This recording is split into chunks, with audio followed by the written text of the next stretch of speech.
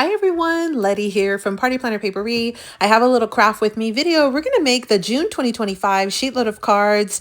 There'll be like a little crafty tutorial. So let's make a card. Welcome back everyone. So I have the June sheet load right here, and you've already probably seen my video where I showcase all of my cards that I did for this month. However, I did record, I already have 11 done, and I recorded it before I released that video, like I prepped it. So I do have a quick tutorial, and it's really just like a craft with me where I show you how I added the inked background and then how I assembled my card, how I added the glossy accents, layered up everything, and I kind of talk a little bit about the free digital that I have.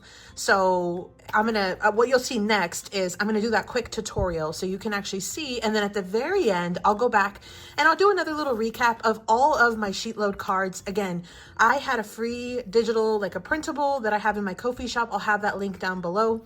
Here's what this looks like if you go to Ko-fi. This is the one that you'll look for. And again, it is a free thing you can pick up for free. You just have to have a Ko-fi account, but that's also free to sign up. And then the paper that I used was not too shabby. These were the two paper pads that I used for my sheet load of cards. I will have both of these linked down below. When I last checked, it looked like both were still available at Not Too Shabby. So just in case this is something that you want, feel free to pick that up. I have my affiliate link down below.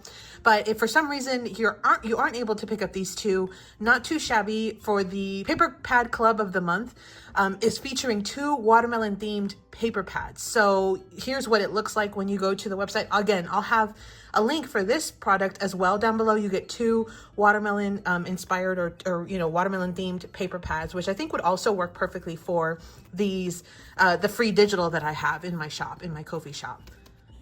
I did finish off all of my cards with some Echo Park enamel dots, but you can bring in any enamel dots that are in your stash.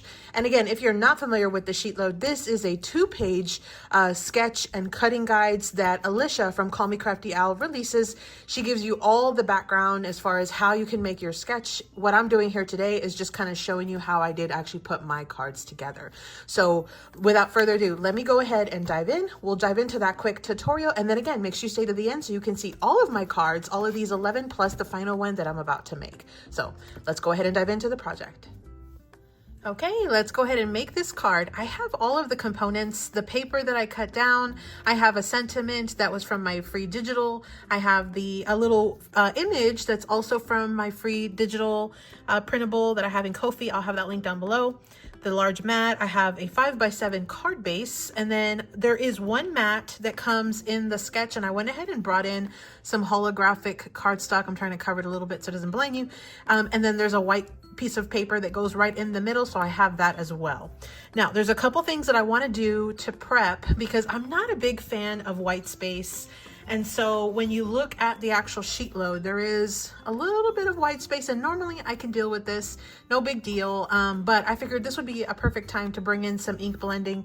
So we're going to ink blend all the exterior part of the card. And then you notice here we have a big white mat right here. Well, my sentiment is not going to get stamped on here. I've already printed and die cut out on like a stitched circle, and so I'm going to just put it here. And so to kind of eliminate some of this white space, I'm going to do a little bit of ink blending on the side right here as well. So I've got a couple things that I want to do to prep and make this card. Let me go ahead and start, and we are going to go ahead and start by doing some ink blending. But before I do, I want to do one little additional decoration to this little watermelon. The seeds, you can actually see them pretty good, but I'm going to cover this entire watermelon with glossy accents. And so I want the black part of the seed to shine through just a tiny bit more because there's some pretty dark black spots on like the actual seeds on my paper. So I've got a black glaze pen here. And this is the Jelly Roll brand. I'm gonna just go ahead and quickly take some black glaze ink to it, just a tiny bit. Nothing like over the top, just a little bit here and there. Just to kind of give it a little bit more dimension. That's it. So I've gone ahead and I've added that to the image. Again, just a tiny bit. Now, it is a glaze. You don't necessarily need that. You could just do a regular one, but a regular black pen or marker. I'm going to put that aside for now, but because I'm going to do that glossy accents, I want to make sure that that's fully dry before I go over it with the glossy accents. Everything else, I'm just going to go ahead and put aside. In fact, I'm going to go ahead and get my card base and my little mat, and that's what I'm going to work on first. And I just brought out a piece of like scrap white paper that I'll be using to do my ink blending. It's better if you use like a glass mat or something that you could easily wipe off, but because this was just one card, I figured we would do this pretty quickly here. I'm going to put the little smaller mat to the side for right now. We're going to tackle the card, and I'm just making sure that I have the open side here. It really doesn't matter because we're going to do the ink blending first anyway. I'm going to bring in 2 greens for this project. I've got Twisted Citron and I've got Mowed Lawn, and these are both Distress Oxides. So those are the 2 colors I'm going to be using today. I'm going to start with the Twisted Citron, and we're going to do that one all the way around, but do it a little bit further in, okay? So the actual sketch itself will have probably about maybe 1/2 to 3/4 of an inch all the way around. I want to try to go in as close to this line as possible. That way you can kind of see this color peeking through. So let me go ahead and I'll just put that there so you know which one I'm using right now. And then I'm going to just ink blend this card all the way around. So I'm going to just get some ink on my dauber and I'm going to just blend it in. And I'm not too worried if I've got like splotches or, because I'm going to go over it with the darker green color in just a second. I really just want to get some of this lighter, almost yellow green color as my base. Kind of, you know how when the watermelon changes from the dark green and then it goes to the white, you have this like lighter pop of like almost like a yellow green right in between before it hits to the red. So that's what I'm trying to get as far as the look on this border. So I'm just kind of going through, and you can definitely keep your fingers towards the middle. We're going to cover it completely up, so it really doesn't matter if you get a little bit of ink over in the center area. It's no big deal on this part. It will matter on the little piece of paper, but not on this big one that we're using first, like for the card base. So I'm going to just keep going all the way around. Again, no big deal. And in theory, you could do this with a regular oxide or a regular distress ink or any kind of ink. I just happen to have these in my stash, so that's what I'm using.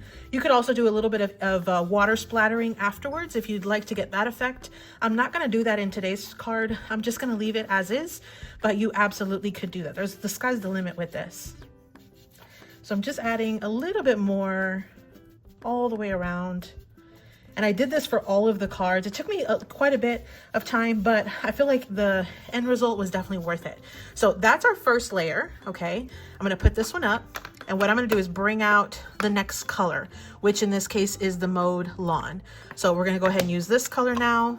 Let me switch my little dauber. And then now what I'm gonna do is I'm gonna go all the way around, but I'm not going to go all the way in. I'm going to try to get just a tiny peak of this lighter color showing. But what I love about this is when I blend it with that lighter color, it almost changes the color of the Mowed Lawn, and it makes it look almost like much lighter than what it actually is. So I don't know if you can kind of see it. It's giving off a little bit more of a like a brighter, almost neon vibe. That's sort of the look I was trying to go for here. So I'm going to just keep doing it. Got some like splotches or something, but I'm gonna just kind of keep going, just blending off primarily from off the card onto the card, so we don't see the actual circle like directly onto the card base. But we're gonna just keep going around.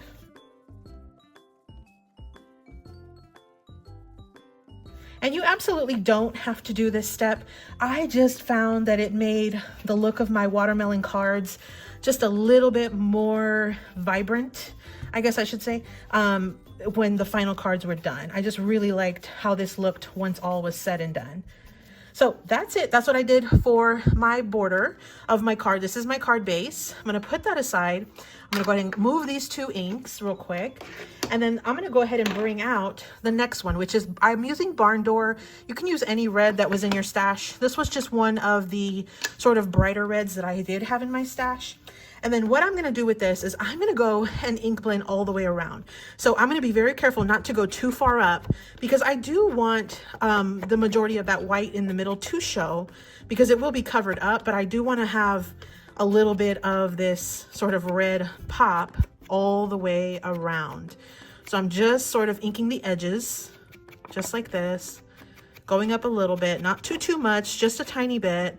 And you can still keep your thumb in the middle, but just be careful because you will see part of that.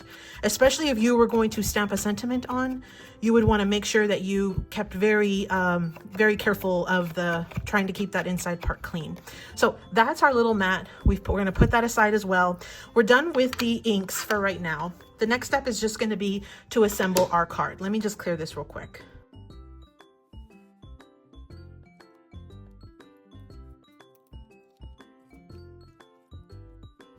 Okay, so we have our card base here, okay, and I have the opening to the bottom. Now it's really gonna matter. What I'm gonna do is I'm gonna go ahead and glue down the 4 papers just like it calls for in the SheetLoad. I'm just gonna use some wet glue that I have here in my stash. This is the Line Co glue. It's a bookbinding glue. I'll have it linked down below. I find it very good. So I'm gonna go ahead and add some glue to this, and we will glue this down. Now these are gonna go on the sort of side, but the inside side of the actual larger mat. So I'm just kind of eyeballing it a little bit. You could be more meticulous, and I'm sure Alicia will have shown us some version of like how to make this more precise by using a ruler on the side or a cutting board or something. I'm gonna just kind of keep it super straightforward, and I'm just gonna eyeball it. And just kind of see where I just did a whole bunch of these. So as long as I eyeball it, I feel like I should be close enough. I'm going to leave a little gap on the inside, just like it calls for on the sketch, on the SheetLoad sketch. I'm going to repeat the same pattern on the opposite side. So I'm going to just take these and glue them down. And if you were really worried about, you know, getting all of this even, you could absolutely, you know, use more of a guide with like a ruler, put it next to like, you know, like on this kind of thing. You could figure out, okay, I'm gonna glue it at 4 and, you know, whatever. You could absolutely do that. Again, I'm gonna just kind of eyeball it. We should be fine. We're just making these cards for fun today. So we're gonna go ahead and add in this. And I did have a ton of fun making these, let me tell you. They were super, super cute. So we're gonna add this part down here and try to keep it as even as I can with the other side. Okay, so the next step is going to be to glue the large mat. So I'm going to go ahead and glue this down.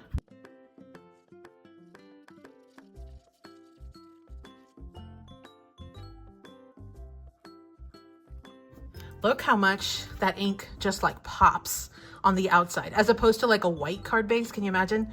Yeah, I really like the look of that ink. So what I'm gonna do next is we're gonna go ahead and glue this white mat to our holographic panel. And you could also glue this first and make sure that your strip is not too large. It was pretty close when I was doing it, so I'm not gonna worry too much, but you could absolutely glue that part first. So I'm gonna just assemble this and then kind of glue it to the actual card front as well.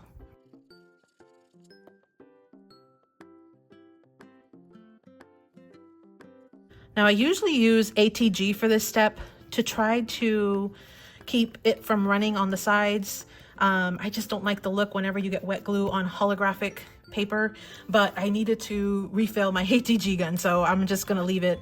I'm gonna leave it as is so I'm just gonna go ahead and use this wet glue. Okay, so I glued down the strip. Now this is ready to glue to the front of my card. So I'm gonna just add some glue and also glue this down to the front, right in the center.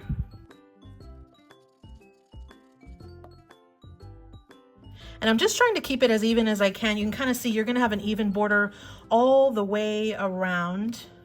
You can kind of see it on the red mat, on the watermelon mat. So I'm just kind of trying to keep it as straight as possible, but also keep it as even as possible. Now, once I have this down, the last step is just to add the final decor. So I'm gonna go ahead and add one of these sentiments. And this is again from my free digitals that I had. I cut them down into little squares, and then I just used one of my circle die cuts to die cut the stitch circle shape.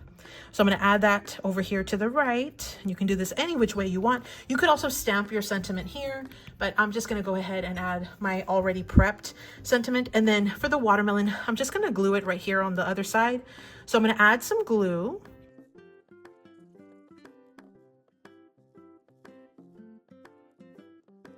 And that is our card. Now I am going to add some enamel dots and then I'm going to finish it off with glossy accents, but I'm going to go ahead and put my enamel dots on real quick first and then finish off with the glossy. So I'm bringing some Echo Park enamel dots in. I really like the look of these black ones. So I'm going to go ahead and put 3 of these black enamel dots here, and I'm just doing a large, a medium, and a small.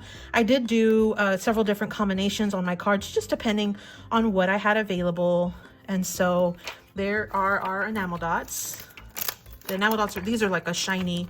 I like the not too shabby ones because they have like that glitter look in them, but I just didn't have any like black ones. So here is what our card looks like. Now I'm gonna, again, take it one step further and we're gonna go ahead and add glossy accents to this watermelon. Okay, so let's go ahead and add some glossy accents.